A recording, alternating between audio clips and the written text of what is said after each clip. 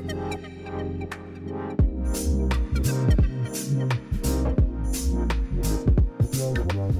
dear listeners, TW here. Today Nate and I are talking about a new film. We were quite surprised, pleasantly, when we watched Project Hail Mary. We thought it bore a striking resemblance to 2001: A Space Odyssey and Interstellar, obviously. Therefore, we decided to have a chat, compare the three, why are they different, do they reflect the eras in which they were made, and so on. Please enjoy our conversation and try to ignore the background noises of a helicopter and a squeaky couch. Enjoy, and spoilers ahead. Hello Nate, welcome back. Again, thank you very much for welcoming me back again. On the couches this time. Yes, so cozy and relaxed. It is. Yeah. Very Ooh, I can lean back. Yeah. And have like a bit of authority. Yes. Yeah. Comfort and authority. Comfort and authority. Yeah. We're not near the cactus this time, but that's okay. Yeah. That'll sound really weird because we've changed the order of all of this. So they're not going to know about the sloth cactus. No, the sloth cactus will have to come in later because this wasn't a planned episode, was it? This is something that came up. I like that sloth cactus becomes like lore then and mythology. It's like, oh, when will they reveal? It's like Lost. Yeah, but no, this was I don't know, not an unexpected topic of discussion. It kind of branches away from something we've spoken a little bit about, but I recommended that you go see a movie, and then you saw it and you liked it and wanted to talk about it. Pretty much, and almost exactly a year ago, probably about 10 months ago, I think, we did something like that with Sinners, where it wasn't part of the, shall we say, production line. That makes this whole operation sound more that was more professional. It wasn't a scheduled. We hadn't penciled in time for a recording sesh for this, but sometimes you got to follow your heart. That's right. And just like Sinners, I walked out and said I've got a lot to say. And so back in series 1, there's an episode there with Sinners, and we compared it with From Dusk Till Dawn. Yeah, because it kind of genre structure, it jumps tracks halfway through. Both movies jump tracks at some point. The genre at the start is not the genre at the end. Yeah, and we said, however, we think Sinners did it better. Anyway, go check that episode out. And that might parallel a little bit what we're saying here. We're talking about Project Hail Mary, and we're going to be comparing it to Christopher Nolan's Interstellar. And I guess we'll get into there's some similarities there, but talking about Project Hail Mary, shortly I want to ask you why did you go and see it, and what did you think about it? Yeah. But I'll just, to set it up. Yeah.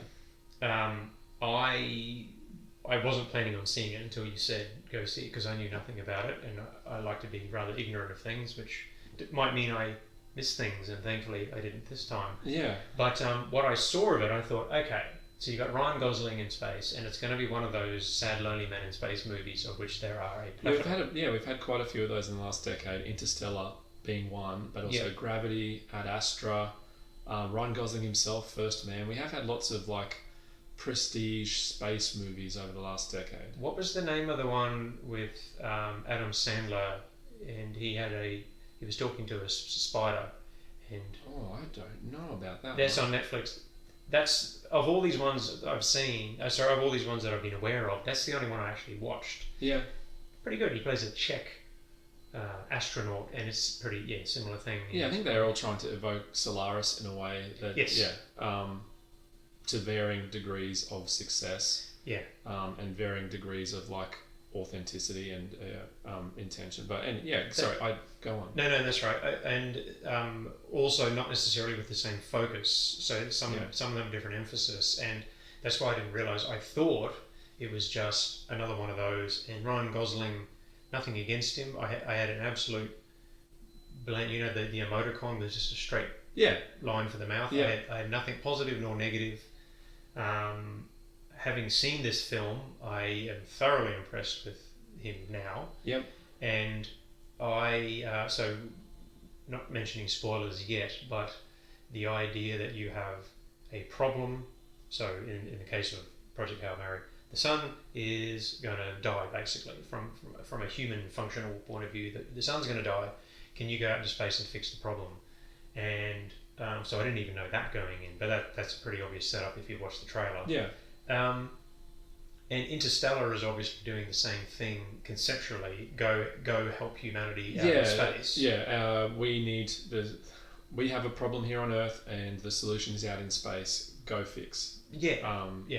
Functionally, it's it's an excuse to get out into space and look for a solution to a problem back home. Yeah, absolutely, and which is not necessarily what all these films do, but these two definitely do it. Yeah. And I guess what our contention will be that they are focusing on two different things. One perhaps about the science fiction-y stuff and scope, and scale and all this, and the other is very much more character and emotion driven, or at least is more successful. Yes. At doing those. So before we get into that, what drew you to the film? What did you know coming in, and general impressions? Yeah, I saw this trailer before a couple of movies that I saw over the summer. I saw the trailer for Project Hail Mary, and like yourself, I had not heard of it. I knew that it was based on a novel by Andy Weir, who had written the novel that The Martian was based on 10 years ago now, I think, maybe a little bit longer. And I found that movie pretty underwhelming. And so I have not read an Andy Weir book. He now has 3 under his belt. When I saw this trailer, I was just like, oh yeah, okay, whatever. They're doing something like The Martian again. And then as release date drew closer, people I pay attention to online, the early screenings, and the narrative got out that like, hey, the reason why you're seeing so many previews for this movie is that whatever studio who is behind it, I can't even remember. It might be Sony Pictures. Sony's a part of it, but it is an Apple MGM. Oh, that's right. Yeah, but it is Sony as well. Yeah, that they know they've got something special on their hands. They are so confident that people who see this will like it and spread positive word of mouth, that they just need to get people to see it. And that was completely the case. The more I then looked into it, I found out that it's adapted from the novel by Drew Goddard, who I've mentioned on this podcast previously as like an unsung talent in Hollywood for his... he's very good at writing subversive narrative structure. Cabin in the Woods is his writer-director debut. Also had a movie a few years ago called Bad Times at El Royale, which also had a bit of a interesting story structure. Directed by Lord and Miller, who are brilliant, frenetic, fast-paced directors who've come from comedy. So Lego Movie is probably their biggest success, but they've also got 2 Spider-Verse movies under their belt. And final nail in the coffin, in terms of like getting me interested to see this, was Greg Fisher, I think his name, Greg Fisher, the cinematographer, who is just doing outstanding work lately.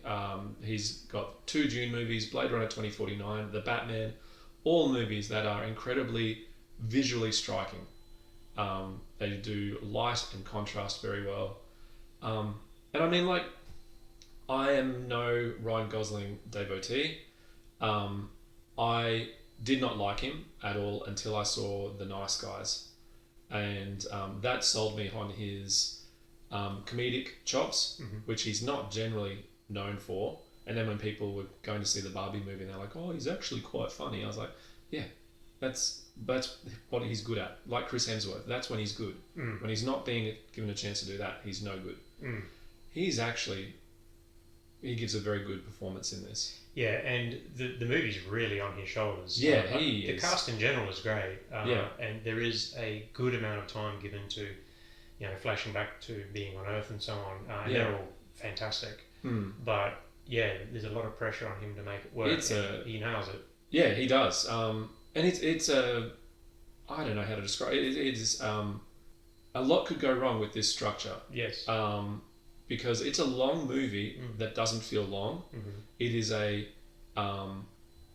small movie that feels quite large. It's a lot of it has to do with just like the pace of the direction and the execution of individual elements. Yeah, I think the things that stood out for me, first of all, was the pacing, so that'd be down to editing, no doubt. Yeah. It did not feel like 2.5 hours or however long it is. Yeah. So that's always a positive when you're not feeling the time. Mm-hmm. The humour was a surprise. I really didn't expect there to be. These are always pretty solemn films. Yep. One of the funniest films I've seen on the big screen for a while. Yeah. To be honest, I tend to see more serious. I don't go out to see comedies for context when I make that comment, but still, it was genuinely quite funny. Yeah. The cinematography, I would say, was you're talking about the pedigree coming in very high standard. This will sound like a criticism, but I don't think it's his most standout work. It was still very good though. Yeah. So I mean, I would still say like Dune Part 2 and Blade Runner 2049 and The Batman are still three of the most stunning films ever made. So to say it's not as good as those is, I don't want that to sound like an insult by any means. It didn't punch me as much as those films. Still very, very good. The music was highly manipulative. But in a good way. It complemented, because it's a very emotional film. It's definitely trying to trigger the tear ducts. I've got a take about this. Sure. But I'll let you keep talking before. No worries. So the elements, I don't know if there's any one thing that stood out, like this is the best ever of. I've never seen editing so good. I've never seen cinematography so good. None of them are A1 best, but all of them are very, very good. Yeah. And they all complement each other well. And I think things like the music being appropriately manipulative, that could have gone bust, and it could definitely fail in another film. Yeah, it never feels it worked. Overhanded. Like, is overhanded the right word? It never feels clumsy. Yeah. It's very deliberate. It's very deliberate and unambiguous. It is very deliberately trying to get you to feel a certain way. Yeah. The music is great. Yeah. Okay. It didn't stand out to me as much as it has for other people that I've spoken to about it. Right. And there again, like you comment on the humor. It is a funny movie. Yes. I cried like 4 times during this movie. Yeah. And that has to do with, like, my take on this movie is that it's, if Sinners is a period drama wearing vampire clothing, or the other way around, this is a dog movie wearing space clothing. In terms of story structure and like emotional plot beats, this is The Good Dinosaur in space. And I'm probably going to need to lay some set the table for that one, because not many people saw The Good Dinosaur. No. It's one of Pixar's less successful, maybe least successful movies up until like they started going straight to streaming. Right. But The Good Dinosaur is about a dinosaur who has a pet human, and the human is the dog analog in this film. And the movie is about, they go on an adventure where this cowardly dinosaur is rescued by his pet human. The human displays like undying loyalty. And then in the final act of the movie, the dinosaur has to come to terms with like his pet human is reliant on him, adores him, is completely loyal to him, but he's going to die unless our dinosaur like does something brave to save him. And it is like, wow, okay, but that's like, there's more than just these 2 movies that do this. A lot of big blockbuster movies have a dog character that's not a dog. Like Guardians of the Galaxy has Groot, who's a dog character. Star Wars has Chewbacca and R2-D2 are both dog characters. They're characters that the humans love, and they're buddies that travel along with them, but they're not full humans. We don't actually care about them. They're our adventure companions. And it's used to get like cheap pathos in your script. Yeah. Because everybody loves a dog. Yeah, there's a trick where, so if you want someone to look sinister, you make them eat while they're delivering dialogue. Yeah. And if you want someone to look, they're definitely the good guys, you give them a dog. For example, we've talked about Ridley Scott and Gladiator before. You see at the start of the movie when Russell Crowe's in charge of the big army and they're kind of about to slaughter all these people who are less well armed. You're like, wait, who are the good guys here? So guess what? Russell Crowe has a dog. Yep. And they do that for just a few seconds. So you go, yep, Russell Crowe's It's very the good effective guy. shorthand. It's kind of insulting how good that is. It works so well. It does work. It's just something in us that because dogs are great. Yeah, everyone, and I think that's it. It's one of those uncomplicated, almost universal human experiences. If you didn't have a dog growing up or have a dog now, you know a dog that you like, or you know someone who has a dog that they like. Yeah. So, whereas if it was about like a kid or a dad or a brother, or those relationships can be complicated. Dog doesn't have that baggage. It's just a relationship of love. That's a really interesting point. So I guess we'll say we can't hold back anymore. So spoilers from here on out. Yeah, better. I loved. I'm conscious of us not just gushing over this film for the entire time, but I loved not knowing anything. So I didn't even know there were going to be aliens involved. I mean, you can kind of assume there are. Yeah. But I had no clue. I didn't see a trailer or anything. So when he interacts with an alien, we see it as a ship, and then immediately the ship starts following it in very clearly what's a comedic scene or several comedic sequences put together. So I go, this is more. What did you compare it to? 80s. Kids. Oh, Flight of the Navigator. It was very Flight of the Navigator, rather than. I'll go back to that Adam Sandler film, which I'll eventually remember the name of. Yeah. When he meets this spider, first of all, we don't know if it's only in his own mind because the ship can't identify it. The ship doesn't see anything there. It's just a figment of his imagination, and he's terrified.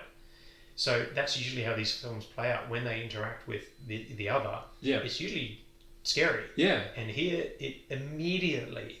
Yeah. So first of all, so what the hell? There's a ship here. It's exactly the tone you would have in like a boy-dog movie where the boy meets the dog for the first time and the dog won't leave him alone. He's like, shoo, get out of here, go on. Yeah. Yeah. It's literally that. Yeah. It's exactly that. And it sets the tone beautifully. You know, throws. Yeah. Why is he throwing it slower this time? He thinks I'm an idiot. Yeah, they think I'm an idiot. Yeah. And we've talked in the past too about effective protagonists. So one that wakes up and has no idea, he has to explore, and the audience explores with him. That's all really good. It's textbook stuff, but it's done very well. And I think, one of my favourite examples of this, and I think I've talked about it on this podcast, where you have like emotional revelation at the same time as plot revelation. And the textbook example is Arrival, where we find out the twist at the exact same moment where it has the most possible impact. Yeah. This movie does that as well in the final act, where we find out why he's there at the exact same time where he needs to change that about himself. Yeah. And that it's very effective storytelling. It's like a butterfly kind of thing where it all converges at this one pivotal sequence. He realizes who he is at the same time where he realizes he can't be that way anymore. It's perfect. It's very neatly done. Yeah, and a flawed character who grows. We've said to watch out for spoilers, so presumably you've seen this movie already. Yeah. He finds out that he's a coward, and he tried to run away from being on this ship because he doesn't care enough about anything to sacrifice himself. Yeah. He remembers that about himself at the exact same time he realizes that unless he gives up his life on Earth, his new friend Rocky is going to die alone in space. And by extension, his entire species. Yeah, yeah. And so we have a little while earlier, we've seen how grateful Ryan Gosling's character is to be going home. He breaks down and cries. He's desperate to get home. He's now willing to give that up for this new friend who's demonstrated like selfless loyalty to him. Yeah. It's beautiful. It's very effective storytelling. It's uncomplicated, but it's so effective. Yeah. So that I mean, we could go over and find detail, but I think we sort of summed up what works in that film. Yeah. The character focus. Yeah. The sense of there is a sense of scale, but at the same time, when I played it back, I went, he barely left his own ship except for flashbacks. Yeah, so it was still. It's pretty contained. Focus. It is. Yeah. It is, and I think that is a big benefit. Yeah. Shall we change gears now? Yeah. Interstellar. Yep. Now, from what I've gathered in our past conversations, and I'm tempted to stretch this out, but we won't. Focus on the film because there's a lot of, and this is what Christopher Nolan normally does, and we might eventually get around to having a Christopher Nolan chat. Yeah. So we can focus on just the film. Mm-hmm. But you've said to me, this is my interpretation. Tell me if I've for sure made some assumptions. I won't let you misrepresent. Yeah, good. You've got some complicated feelings about this film, and you would say probably that there's parts of it that are definitely well done, but there's some structural problems which are indicative of Christopher Nolan's filmmaking, basically. Yeah, that's more or less it, I think. That is largely what I would say. Yeah, you summed that up very well. Oh, well, thank you very much. Well, we have mentioned it a few times. Yeah, it comes up. There's that joke online that everything evolves into crabs. No. Evolution only leads in one direction, it's toward the crab. No, I haven't. Yeah, but our conversations, they either lead to Star Wars or Christopher Nolan. Yeah, Christopher Nolan, or either The Last Jedi was... It's the only good one of the sequels, or the prequels. What was the last one? Rise of Skywalker. Rise of Skywalker sucks. Yeah, we always get that. Yeah. Get to that point. I can't remember the names in the movies. They've just fallen out of my brain. Yeah. Right. So I would say I quite like Interstellar, but I've always had a qualifying remark to that. Yeah. And I guess I'll try and succinctly explain why this film impacts me. Yeah. Which will basically acknowledge my bias towards it. Okay. So the concept of isolation is something that's really powerful with me, and there's nothing arguably more isolating than deep space, of course. So there's that. Yeah. Yes, of course you're out in space, but this has even come up. There's something in my subconscious or deep in my being. So, for example, stories of the early Arctic or Antarctic explorers, where I've heard these stories where they'll be stuck in the winter and they won't see the sun for months. Yeah. And I'm thinking that's pretty much the equivalent of the first people who went into space. Yeah. Where 100 years ago you were weeks away from humans. Yeah, you're being sent out to the frontier of human occupancy, further than we've ever been before, on your own with a narrow rope to pull you back, if anything. Right. Yeah. So I had a dream once. Bear with me for a second. Yeah. I had a dream once where you've got it was like one of those ships. You imagine one of the first sailing ships that went to the Arctic or Antarctic. Yeah. And it was, so you got that isolation, but for some reason in the dream, it's also on an alien world. So it's like the combination of space isolation and far out ocean isolation, and it was pitch black except for this one light, and you just see this one green light as you can see the glaciers and it's traversing, and because it was real for me, how dreams can feel real. Yeah. It was real enough that sense of deep isolation, profound, separate from the rest of humanity, felt real. Yeah. And that's the kind of feeling that's been sort of haunting me for a very long time. And the only time I've seen it really come up was the black hole scene in Interstellar, when he ejects and says, "Bye, everybody," and is basically going to get sucked into the black hole. And then ultimately if we fast forward a little bit, he's then floating in space entirely by himself. And I connected with that in the same way I connected with that dream. And therefore this profound sense of being alone,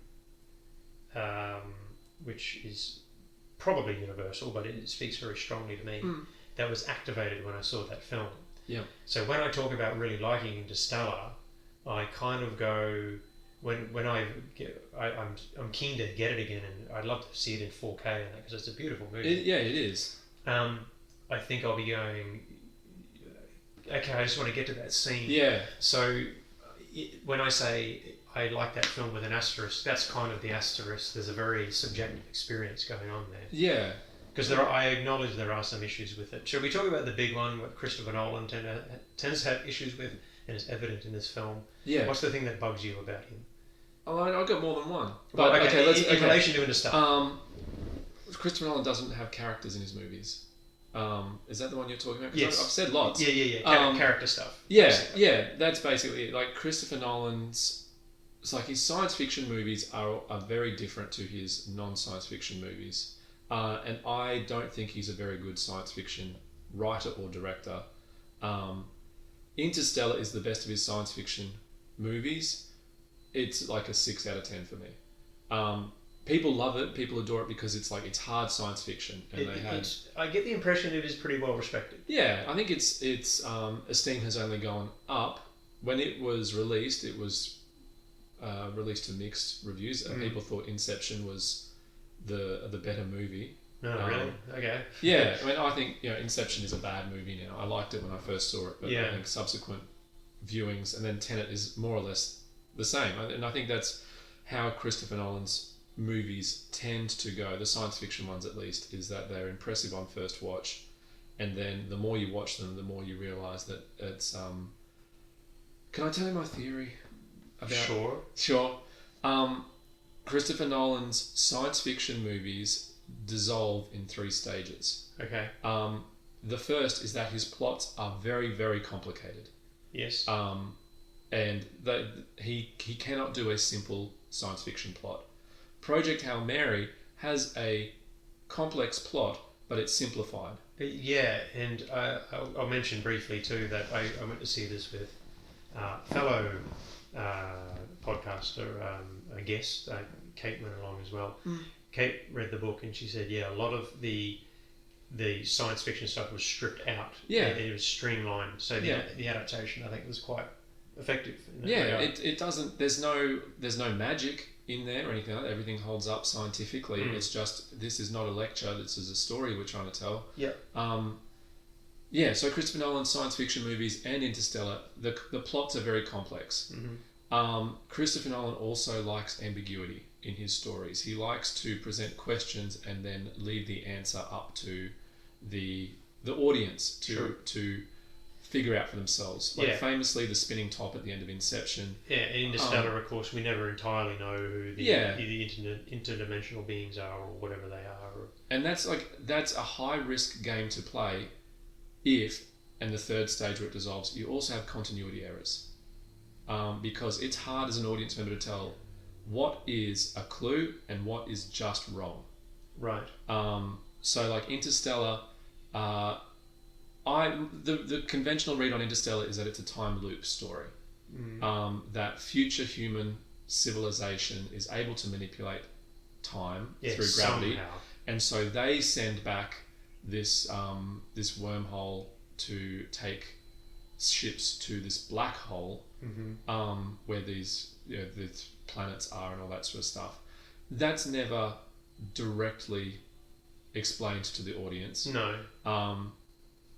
The black hole is an artificial creation that is designed to transport Matthew McConaughey's consciousness to his daughter's bookshelf, where he can manipulate gravity to leave Morse code clues that lead him to the nearby site where they're testing rockets to straightforward. What's the problem? But this is it's stuff that you have to figure out for yourself. And Interstellar is better than his other 2 movies because there are blatantly obvious continuity errors in Inception. And it's like a good example from Inception is if one of them is in zero gravity, they are all in zero gravity. That's how falling works. But that's not how it works in Inception. And there's also a line Tom Hardy delivers where he's talking about he can dream a gun, he can dream a grenade launcher or a rocket launcher, and that's not the mechanic of this movie that we're being told. They can't just dream up stuff. So it's stuff like that where he thinks he's very smart. Okay, but so he doesn't handhold the audience. No, he challenges the audience. Isn't that a good thing? It's a brilliant thing if you're also checking your work. and that's where it starts. And I think tends to fall down a little bit. that's it. It's that the audience is kind of like not handheld. It's imagine you're in a physics lecture at university, Right. and there's a big equation on the board, and the professor's just like, "Come on, you've got this. Come on, just think about it. Just think about it." And then you're like, "Oh, but professor, this only makes sense if that number there is a 6 and you've written 8." And he's like, "Oh yeah, my mistake." Right. Okay. And that's how Christopher Nolan's science fiction movies feel to me, where it's like, this is very impressive. You probably should have had like a couple more goes at this script, because there's Interstellar has this as well. Less so, it only gets that second stage where it's just so ambiguous. Yeah, I don't know. I guess I was okay. I mean, you're not wrong by any means. I guess I'm just saying, while I acknowledge those flaws, it just didn't bother me with Interstellar, whereas Yeah. it did with Tenet, which we won't get into here. But Yeah. absolutely, Tenet was a brick wall that I didn't feel inclined to even climb over or knock down. Yeah. But whereas Interstellar, I think the concept of humanity is going to get wiped out in the 2020s as we are. Yeah. Because I didn't see it till probably because it's about 10, It's 15 years 11 old. years old now. 11 years yeah. old. Okay, and I probably only saw it 5 years ago. Yep. So when you're in 2020s talking about basically the environment trying to murder humanity. Yeah. So, yeah, I'm kind of invested in the Yeah, story. it's So only I- gained prescience that way. Yeah, and when it came to the characterization, it was good enough. That second word Yeah, is very yeah, important. it's- It's good enough. Yeah. That I'm okay. I was thinking when I first Matthew McConaughey, really, why him of all people? Yeah. But I went, hey, it was all right. It worked enough for me, and then the ending, which worked, as I explained before, why it worked. There was just enough threads, like the good points, or at least adequate points. Even when it sagged, there was enough. Yeah. There was enough to keep it going for me. It is. It's a functional and competent movie. And but there again, like, I don't know. I don't like the idea of taking something somebody loves and being like, oh, actually, it's bad. Yeah, and you shouldn't like it. Well, I'm resilient enough that because that's right. We like to have a go at things when necessary, but we're not here to spoil anybody's fun. No, if you like Interstellar, that's great. Yeah. I can see why people like it. And when people say, oh, it's a lot like 2001: A Space Odyssey. Yeah, it is a lot. Like, Space Odyssey is also very ambiguous. Yeah. The conventional read on that movie is that the monolith is alien intervention, and that's what spurs human evolution. Or at least it's a metaphor for Yeah. our advancements in technology. I would argue that movie is a lot more elegant in the way it tells its story and Absolutely. relaxed, and Yeah. whereas Interstellar doesn't do that. No, because I think the difference is, and this will come back to Project Hail Mary 2, where 2001 has mostly the scope of Project Hail Mary, where it's kind of just one ship doing one thing. And the difference, though, I think, is 2001 is not trying to manipulate you emotionally. Yeah. It's very focused on the sort of setting and the symbolism and all this sort of stuff. Yeah. And that hard sci-fi, it's like it wants you to experience the world, whereas Project Hail Mary really wants to bring you along with the characters. Yeah, and the emotion. it wants. There's no emotional stakes in 2001. No, it's just a it's a triumph of filmmaking. It's it's telling a story, but the story is just human space exploration and Yes. yeah, Which is very 1960s, which I guess we're increasing the scope here slightly. yeah. But it's a logical extension. It is very 1960s sci-fi. It's very slow, methodical, and if you watch something like One Flew Over the Cuckoo's Nest at the same time, it's got that same kind of pacing. Yeah, and it's a lot. Here's the world. Yeah. And this is a film about mental illness, or this is a film, or the institutions around it. Well, this is the film about space exploration. So this is the world in which and there'll be like 2 or 3 seconds at the start of every shot before like anything happens. Yeah. And it is just filmmaking doesn't do that anymore. No, it doesn't. And I think the reason is twofold. One is audience attention span, but two, if you don't do it right, oh god, it's painful. Yeah. And those two films from the 60s there are both very good examples of that. So, but there's a plethora of like terrible plotting.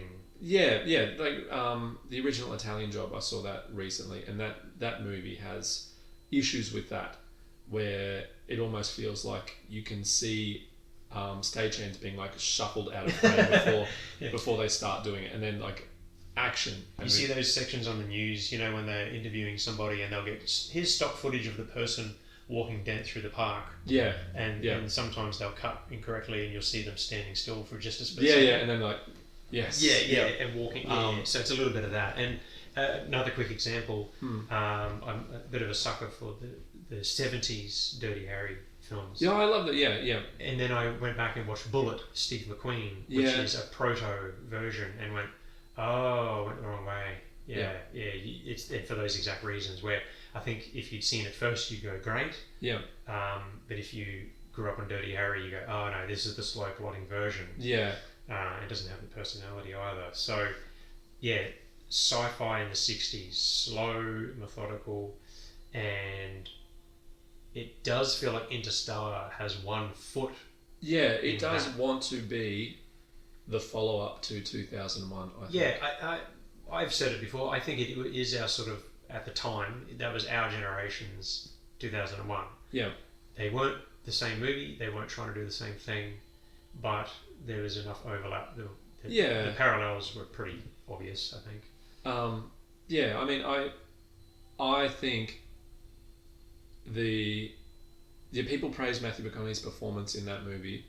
I know exactly what scene they're talking about whenever they praise his performance in that movie, because that's the only scene he has to act in, and it's when he's seeing the messages left by his kids as they grow up. Right. And he goes from like laughing and then breaking down in tears. Yeah. For the rest of the movie, he's just stoic. Yeah. And it's like when the dad from Downton Abbey was winning awards for playing the dad from Downton Abbey. And it's like, he's a British dude playing a British lord. Like, there's never been an easier assignment than getting Matthew McConaughey to play stoic. He can do that. That's not impressive. Yeah. Yeah. Whereas Ryan Gosling in Project Hail Mary, he goes through the full gamut. He is pathetic. He is cowardly. He is brave. He is funny. He is needy. Insecure. He does a lot in that movie. Yeah, and I think again that's why that was more important. Yeah, for carrying that performance. Like if McConaughey, you know, he didn't do a bad performance, but if he did, there was enough other elements to that picture. There's a lot more elements. I mean, the scope of that picture. They go to 3 different planets / moons or whatever, and I mean, I got issues with this movie, man. Yeah, it sounds like it. Look, I'm resilient enough. I'm still going to like this movie afterwards. So, because the point of this conversation, probably should have said at the beginning, is like, why does Project Hail Mary work so well, and Interstellar has there's clearly issues with Interstellar, because I don't want to say why it doesn't work, because for a lot of people it does. I think it works. It's just Project Hail Mary it's not just a functional movie. This is a movie that is it's a standout.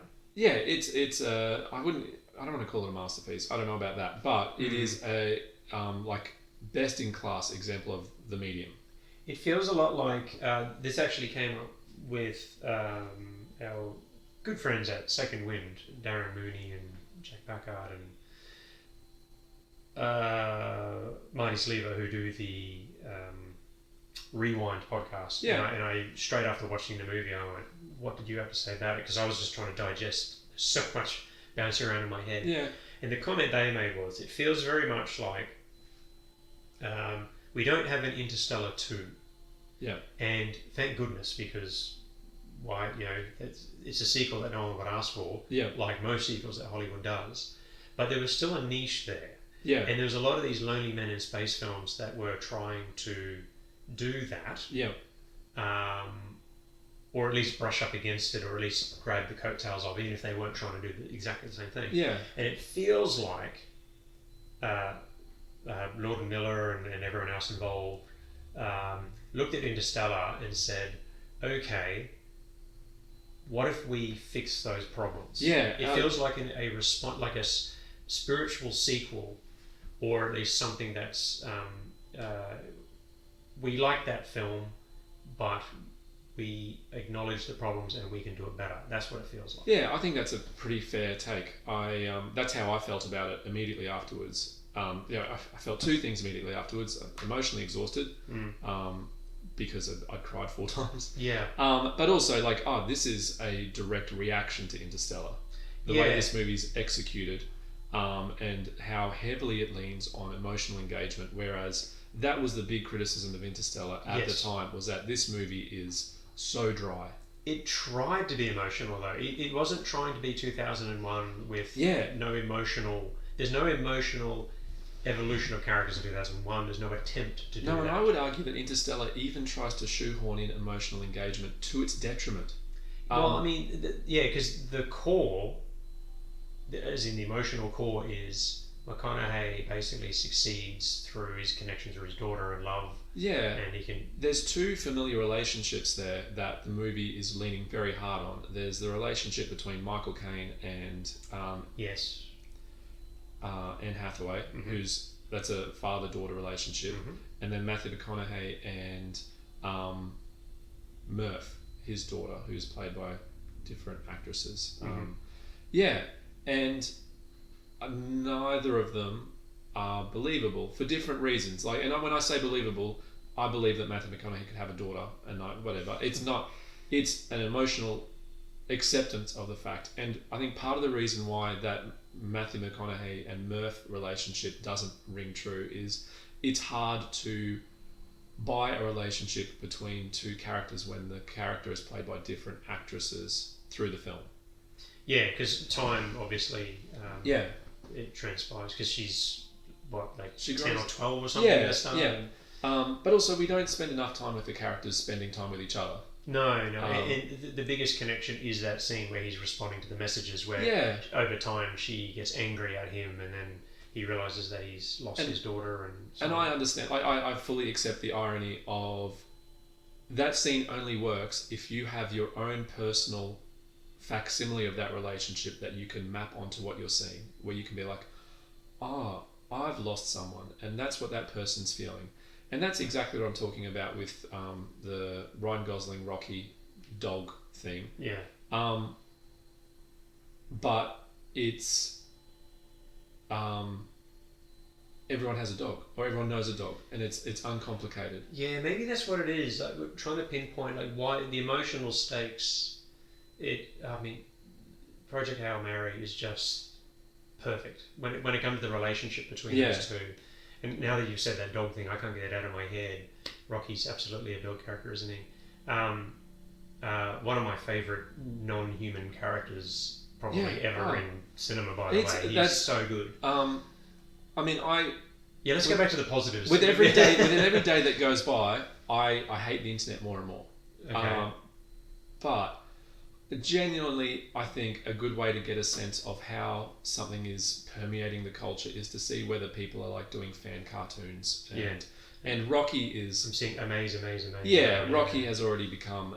he's entered the common lexicon. That is a character that people really enjoy. Yes. And it's incredible that it's not a CG creation. It's a puppet voiced by the puppeteer. Really? I didn't. Randy Ortiz, who I was not familiar with, but now I am. Yeah. Experienced puppeteer. When I watch all that Rocky stuff, I'm looking at it going, how is that done? It's so. This is such an inadequate word. It's so impressive. It was so engaging. But he's so expressive as well. Yeah. And it's just there's maybe Gollum in Lord of the Rings. I remember there were lots of puppet characters when I was a kid who I adored. In Labyrinth and Dark Crystal. The 80s were good for that. E.T. Yeah, true. But it's difficult to find or to name a... The only thing I can think of comparatively is that Baby Yoda from Boba Fett. The story of Boba Fett, Book of Boba... What's it called? I don't know. Mandalorian. Yeah, The Mandalorian. Oh, oh my God. Because that was everywhere too. That got everywhere online. Yeah. Can I tell you? I hate to hit you with like hot takes all the time. We're on the There's internet. so many like hot take after hot take. I don't think this is a hot take particularly. This is what Star Wars does. It's a cute character design. It's not a character. Oh yeah, no, absolutely not. Whereas Rocky's a character. Yeah, Rocky's a fully developed He's character. a dog. Yeah. He's not human. Like No.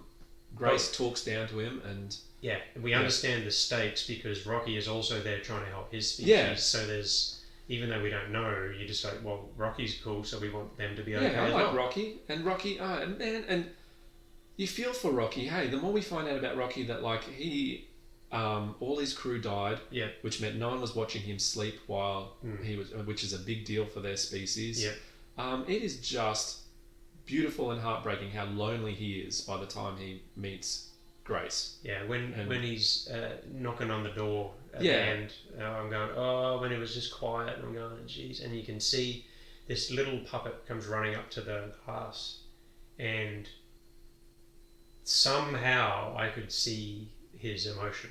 Yeah, it's such an expressive performance. Yeah, I don't know. I've never seen any like it. I'm sure a lot of that is Ryan Gosling reacting to him. Sure. And there again, one of my favourite moments of catharsis in a recent movie is at the end of Inside Out when the girl character Riley hugs her parents. She's been running away. Yes. And the plot is already resolved, but we need that release. Hugs her parents and breathes out. And it is such a perfect moment. And Project Hail Mary gets one of those. The tap on the glass and then, I'm here, buddy. Yeah. And it's so perfect. And Interstellar never gets a No, moment like that. I would say for me, I need to rewatch Interstellar to be fair, but for me, the emotional stakes and the emotional connection in those movies are all adequate. Yeah. They're enough to keep the film going, but the fact that a rock puppet, Yeah. more emotional, one emotional sequence or event with Rocky in that film, any one of them is greater than all of them combined in Interstellar. Yeah. It is. It's a movie that cares about why people go to the movies, I think. Yeah. And I think Interstellar. It's to be fair to Interstellar, that was 10 years ago plus, and a lot of the science that was groundbreaking for Interstellar, like time dilation in regards to black holes and all that sort of stuff, well, I think was accepted at that point, but not commonly known. No. Whereas now it's I feel like those. Well, I trawl through YouTube for Brian Cox. I like Brian Cox as well. You look at those; none of them are dated more than 10 years old. Yeah, and so it is trying to forge a narrative that contains these fringe scientific astrophysicist theories. Yeah, it was a bold film. Yeah, it was very proud of how scientifically accurate it was. Yeah, some of the modelling they did so they could create the effects actually helped the astrophysicist or whoever. Yeah, it's like it's like Hollywood money helped us do some research here. It's like, okay, great, and it did look visually very spectacular. Yeah, there's big shots of the black hole and such. Light bending around the black hole and all that. So that was not really seen. No. In cinema before that. No, it's up there with the most striking scenes from 2001. Yeah, there's a lot to enjoy about Interstellar still, I think. Yeah. As you said at the beginning, you don't hate it. You're not calling this out as a misunderstood train wreck or something. It's but obviously the things that bug you about it. It's very convoluted. And another, it's all of Christopher Nolan's science fiction. The pet peeve is that it fluctuates wildly in how much science it wants its viewers to know and understand. Like putting together this future humans are able to manipulate the fifth dimension and send back a wormhole and a black hole to, which it ends up just being the Fry's own granddad paradox from Futurama, where it's like, if the future manipulates the past to ensure the future happens, is that possible? Sure. It's every time travel story resolves that way because it's the only ending we know how to write in those things, which is disappointing. I was getting somewhere with that. I forgot.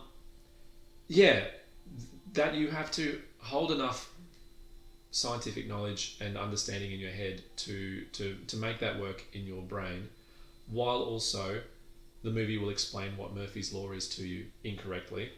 And also, does it? I've forgotten that. Why so Murph is named after Murphy's Law, and Sure. Matthew McConaughey said Murphy's Law is that anything that can go wrong will go wrong, which it's not. What is Murphy's Law then? If there are multiple ways to do something, and one of those ways will result in catastrophe, someone will try it that way. Right. Okay. Because he was involved in the U.S. military, the original Murphy. And, Right. Okay. Fair enough. Well, that's not the first time that's. No, it's a common thing, but I'm reminded of. I said we wouldn't get into other Nolan things, but Yeah. in The Dark Knight when he says, what is it?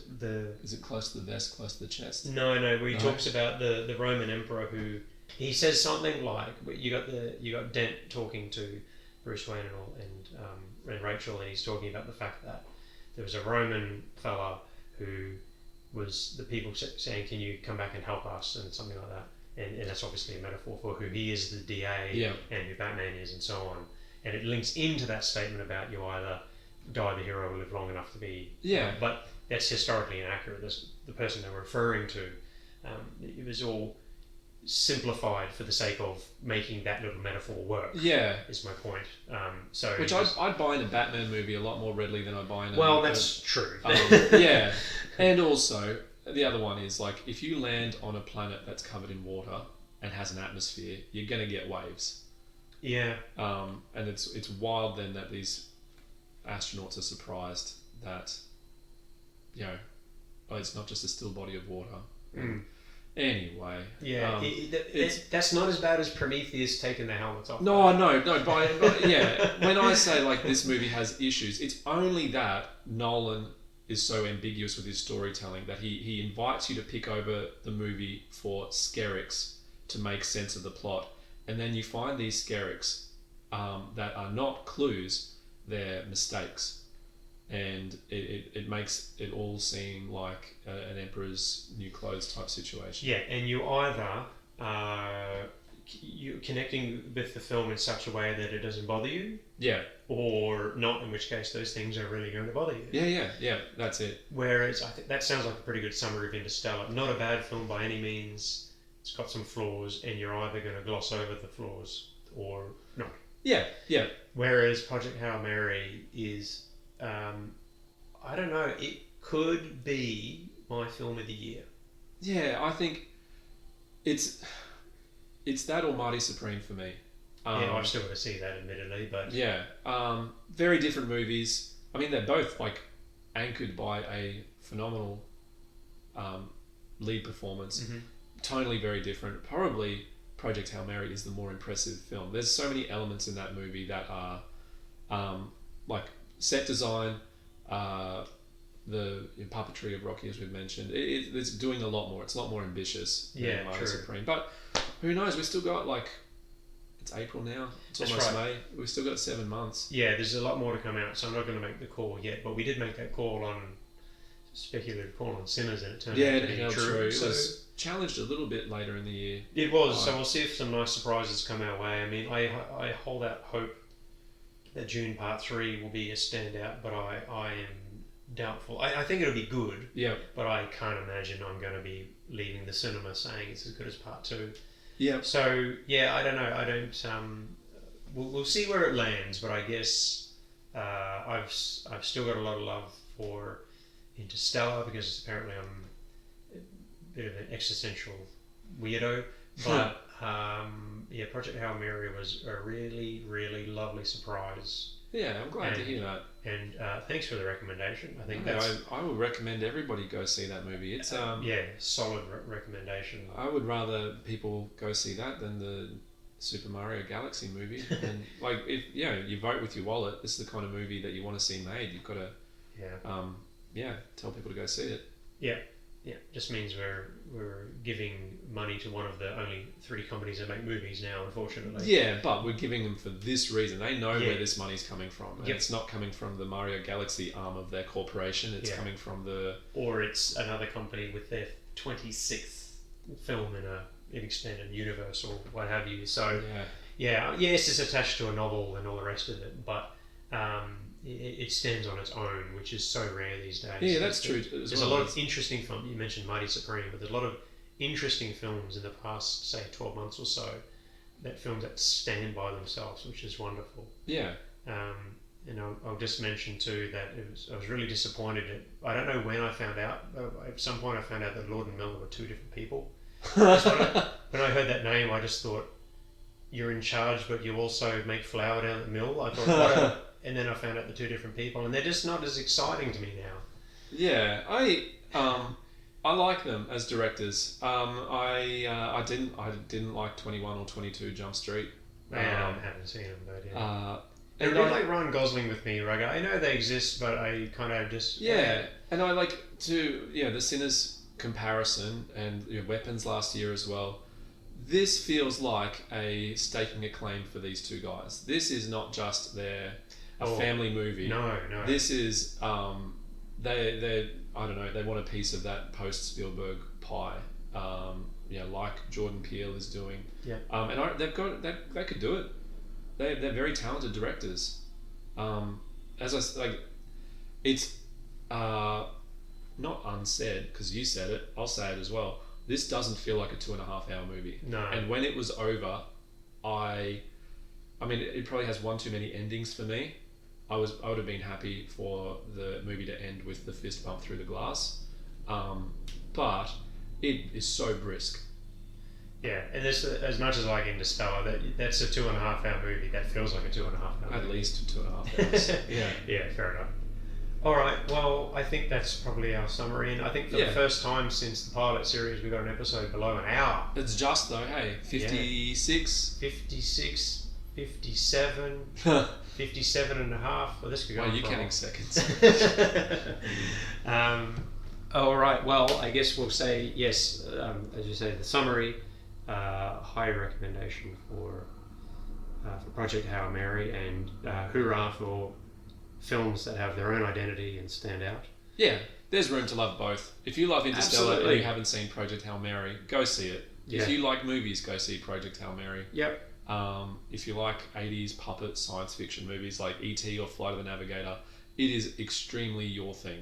Yep. You will feel so catered to in a way you haven't for a decade. Whilst feeling still very modern as well. So, highly respect this film, and I'll see on another viewing where it sits with me, but been very, very positive so far. And I guess we better cut it there because we're about to record something else. Yeah. More mysteries. There's another mystery project, another seeding the lore. Yeah. The expanded universe of this podcast series. That's such good storytelling. It's just raise questions and then we'll answer it later on. Who cares? And then not. Yeah, and then we get cancelled. Yeah. Boo. Thank you once again, mate. My pleasure. Thank you.